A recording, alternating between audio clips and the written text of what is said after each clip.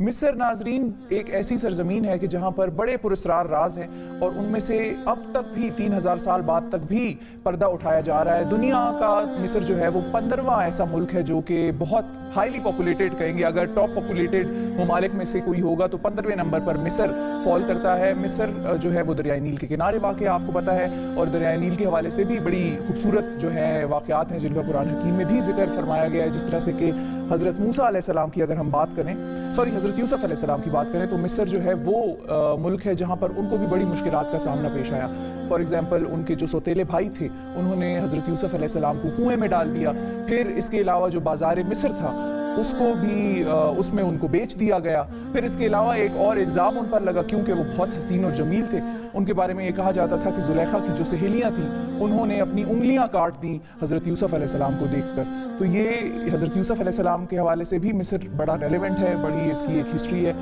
اور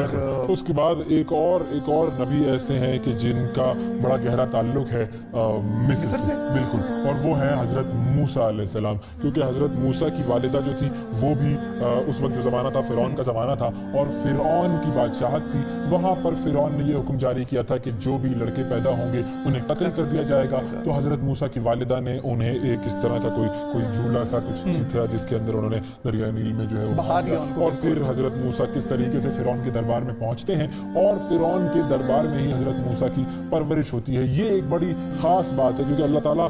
بہت مرتبہ جیسے ہم بات کر رہے تھے نا ٹیسٹ کرتا ہے لوگوں کو، تو والدہ کا کتنا بڑا ٹیسٹ ہوگا یہ کہ اپنے اولاد کو اپنے بیٹے کو جدا کر دیں، اور پھر اللہ تعالیٰ چونکہ بچانے والا ہے اور اسی جگہ پہ بچایا جہاں پہ کہ بیٹوں کا قتل ہوتا تھا۔ بالکل، اس کا پلان سب سے بڑا پلان ہوتا ہے، بالکل اس کے پلان سے اوپر کوئی بھی نہیں ہے، تو وہ پلان تھا، اور پھر حضرت موسیٰ فرعون کے دربار میں پہنچتے ہیں، وہیں پر ان کی پرورش ہوتی ہے، اور پھر آگے جو سارا واقعہ ہے وہ آپ کو قرآن کریم میں پورا مل جاتا ہے۔ اس کے علاوہ پھر احرام مصر، بالکل، جو 7 عجوبے ہیں ناظرین دنیا کے، ان میں ایک عجوبہ جو ہے وہ احرام مصر ہے جس کو کہ پیرامڈز بھی کہتے ہیں، اور پیرامڈز یہ وہ خاص عجوبہ ہے، باقی عجوبوں میں بننے کے بعد تبدیلیاں ہوئی، پیرامڈ وہ واحد عجوبہ ہے کہ جس کو اتنے سال گزر گئے اور ابھی تک جو ہے اس میں کوئی تبدیلی نہیں کی گئی۔ اور اس کے علاوہ جو سب سے بڑا پیرامڈ ہے، عظیم احرام جو ہے وہ غزہ کا ہے، اور بڑے لوگ دیکھنے آتے ہیں۔ اور پیرامڈز میں ہوتا کیا ہے بیسیکلی؟ پیرامڈز میں جو فرعین ہیں ان کی لاشیں جو ہیں ان کو کیا جاتا ہے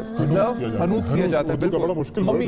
ممی بنا دیتے ہیں ان کو، تو لوگ دیکھنے آتے ہیں، پوری دنیا بھر سے دیکھنے آتے ہیں، اور یہ ایک بڑی امپورٹنٹ چیز ہے، اور یہ بھی بڑی پرانی روایت ہے، ہزارہ سال سے چل رہی، 3000 سال سے تو کم از کم یہ روایت چل رہی ہے، اور اس کی وجہ سے ٹورزم بہت زیادہ ایجپٹ میں ہے۔ اچھا، اس کے علاوہ ایک اور چیز جو بڑی مشہور ہے اور بڑی پرانی ہے، قدیم ہے، یونیورسٹی الازہر یونیورسٹی کہا جاتا ہے، بہت مشہور ہے، لوگ جاتے ہیں، درس و تدریس کا سلسلہ وہاں پر جاری ہے، اور وہ بھی دنیا کی قدیم ترین جو یونیورسٹیز ہیں ان میں سے ایک ہے۔ بالکل۔ اچھا، پھر جب دریا کی بات ہم نے کی تھی، دریائے نیل کی، تو اس کا ذکر بھی بڑا ضروری سمجھا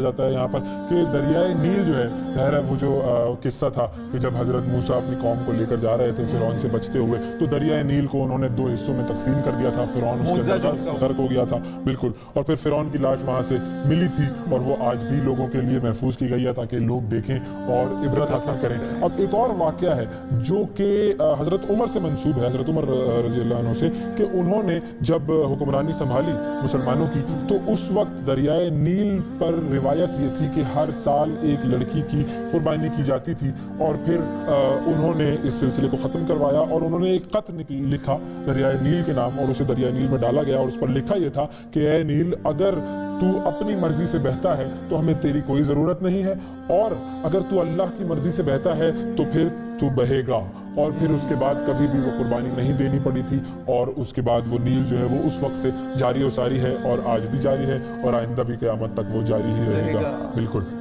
تو یہ جو ہے دریائے نیل کی خاص بات، یہ بتانا بہت ضروری تھا۔ اور پھر نہر سوئز جو ہے وہ ایک بڑی اہم گزرگاہ ہے جو کہ بحیرہ روم کو بحیرہ کلزم سے ملاتی ہے، اور 1859 سے لے کر 1869 تک یہ بنائی گئی تھی نہر سوئز۔ اس کو بھی دیکھنے کے لیے بہت سارے لوگ جاتے ہیں، جوڑنے کے لیے، بالکل، یہ بھی بہت سارے جو لوگ ہیں اس کو دیکھنے کے لیے جاتے ہیں۔ ٹورزم جو ہے وہ دریائے نیل کی وجہ سے بھی اور نہر سوئز کی وجہ سے بھی بہت زیادہ ہے، مشہور ہے۔ اچھا، یہ بتا سکتے ہیں ویسے تھوڑی بہت ہمیں اس چیز کی بھی انفارمیشن دیتے ہیں کہ کون کون سی ایسی سلطنتیں تھیں جو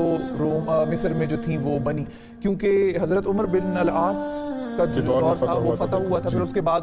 मिस्र पर हुक्मरानी जो है वो बरतानिया ने भी की थी, तुर्कों ने भी की थी। तो जरा अगर उसके बारे में हमें थोड़ा सा बता दें। देखिए मिस्र जो है वो हजरत उमर बिन अलास के दौर में फतह हुआ था। उससे पहले ये रोम के ज़ेर सल्तनत था। 1200 साल उमैया से लेकर उस्मानिया खिलाफत तक के मातहत रहा। फिर 1798 में नेपोलियन ने हमला किया और फिर मिस्र जो है वो फ्रांस के मातहत चला गया था। 1801 में बरतानिया और तुर्कों ने फ्रांस को शिकस्त दी और 1805 में उस्मानिया सल्तनत के जो कमांडर थे मोहम्मद अली, उन्होंने यहाँ पर मिस्र में अपनी हुकूमत और अपनी सल्तनत बनाई, जो कि 1952 तक कायम रही थी। फिर 1882 में मिस्रियों को बरतानवी फौज ने भी शिकस्त दी थी, मुल्क का कंट्रोल संभाला था। अच्छा, 1914 में